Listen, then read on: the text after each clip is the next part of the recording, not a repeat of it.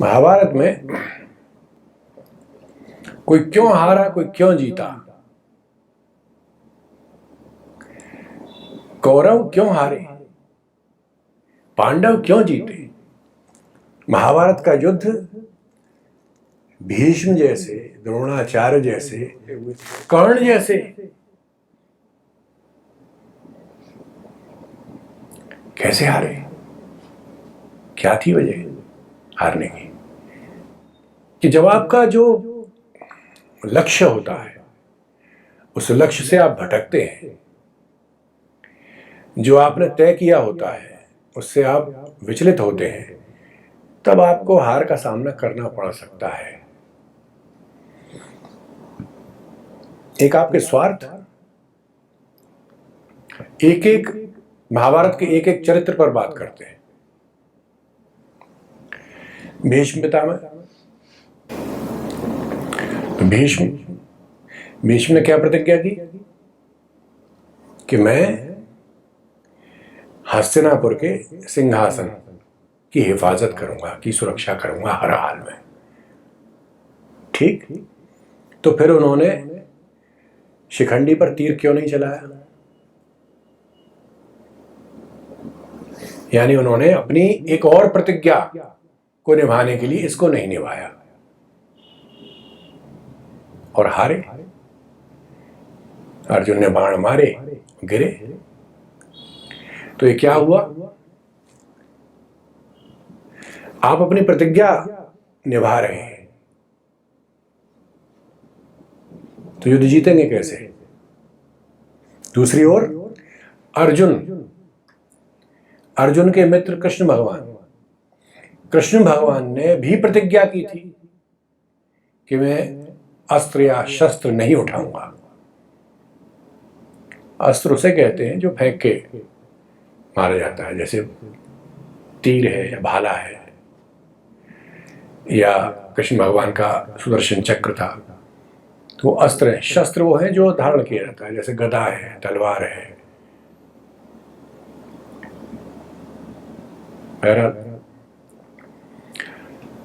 तो कृष्ण भगवान ने प्रतिज्ञा की थी कि मैं अस्त्र या शस्त्र नहीं उठाऊंगा महाभारत में, लेकिन कहीं अर्जुन को मार ही न दें भीष्म, क्योंकि रथ वगैरह सब तोड़ दिया था उन्होंने तीर मार मार के। तो उन्होंने वो शस्त्र उठा लिया, अपनी प्रतिज्ञा तोड़ दी। क्यों? अपने मित्र को बचाने के लिए। अब मित्र की बात आती है तो कर्ण ने क्या प्रतिज्ञा की थी कि हर स्थिति में, हर हाल में दुर्योधन का साथ दूंगा, अपने मित्र का। ठीक, यानी मित्र की सुरक्षा, यानी हस्तिनापुर के सिंहासन की सुरक्षा। कर्ण ने भी ये किया था, लेकिन किया क्या? केवल अपने दानवीरता की ख्याति को बनाए रखने के लिए अपने कवच कुंडल दान कर दिए। क्यों भाई, क्यों? जब तुमने प्रतिज्ञा की थी कि अपने मित्र का साथ देना है,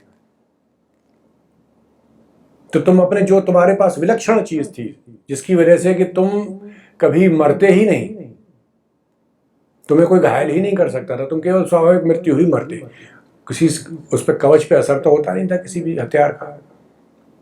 तुमने वही त्याग दिया। किस घमंड में?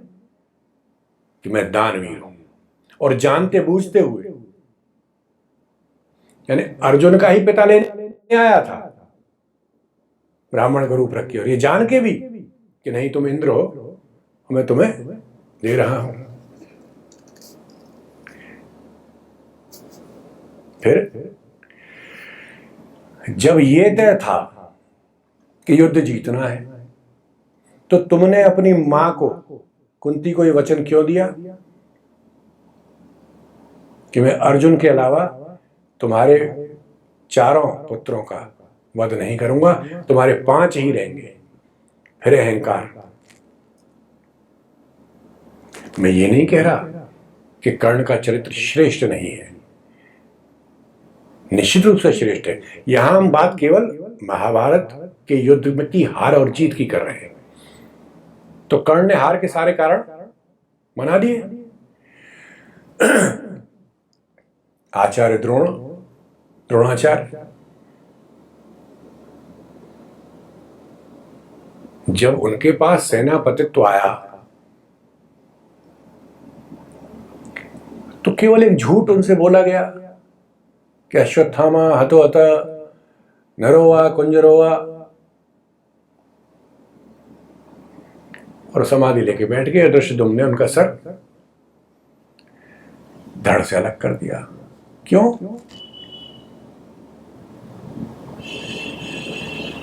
जब युद्ध चल रहा है और आप सेनापति हैं तो आपका ये फर्ज बनता है कि आप अपने पुत्र के मृत्यु का समाचार सुन के और समाधि लगा के बैठ जाए रथ में और कोई आपकी गर्दन काट दे।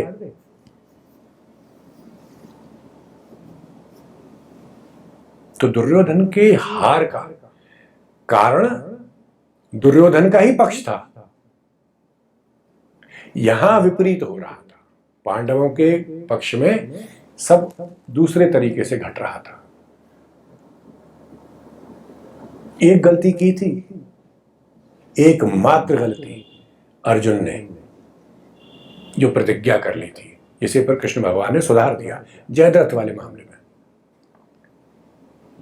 कि यदि सूर्यास्त से पहले जयद्रथ को मैंने नहीं मारा तो मैं अग्नि समाधि ले लूंगा, अपने आप को जलाकर भस्म कर दूंगा जीवित। ये क्या बात हुई? प्रतिष्ठा दांव पे लगी हुई है, और अगर पांडवों की ओर से किसी की प्रतिष्ठा दांव पे लगी हुई थी तो आपको मालूम है किसकी थी? वो थी कृष्ण और कृष्णा यानी द्रौपदी। क्योंकि द्रौपदी को आजीवन अपने केश खोल के रखने थे, और कृष्ण की जो आज पूजा हो रही है, ऐसे क्या हो रही होती अगर महाभारत युद्ध हार गए होते तो? न तो महाभारत युद्ध हारते, ऐसा कुछ नहीं था, जीतना था ही। लेकिन सोचिए तो प्रतिष्ठा किसकी दांव पे थी? कौन जानता अर्जुन को? कौन जानता पांडवों को? आज जो घर घर पूजा होती है वो कृष्ण की होती है। तो प्रतिष्ठा दांव पे जो लगी हुई थी वो कृष्ण भगवान की लगी हुई थी। उन सब को भूल के और अर्जुन ने ये प्रतिज्ञा कर ली, और वो भी इतनी मतलब अनिश्चित बात पर। अरे जयद्रथ कहीं भी जाके छुप सकता था और छुपा ही दिया गया था उसे, लेकिन उसे कृष्ण भगवान ने बचा लिया। वो अपनी लीला करके सूर्य को ढक के और फिर नकली सूर्यास्त दिखा के जिससे जयद्रथ आ जाए तो ये काम हो गया, वरना उसी दिन युद्ध समाप्त हो जाता। इस तरह से बहुत सी गलतियां हुई। कर्ण से एक और गलती हुई।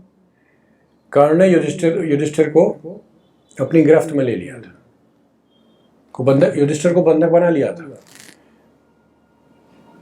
और उसका अपमान किया था कि धनुष और धनुष की प्रत्यंचा में बीच में लेके उसका गर्दन, और तब अपने पास खींच के उससे कहा था कि तुझे अभी मार सकता हूं लेकिन छोड़ रहा हूं। क्यों छोड़ा भाई?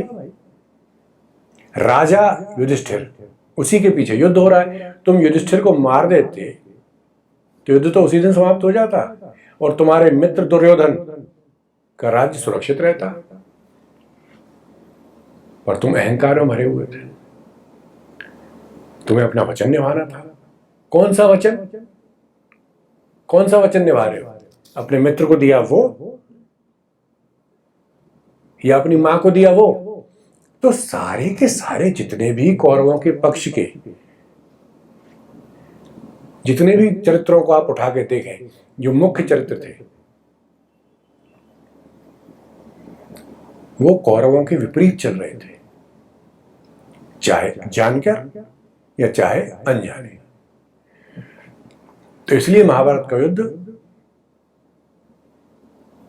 पांडवों के पक्ष में गया।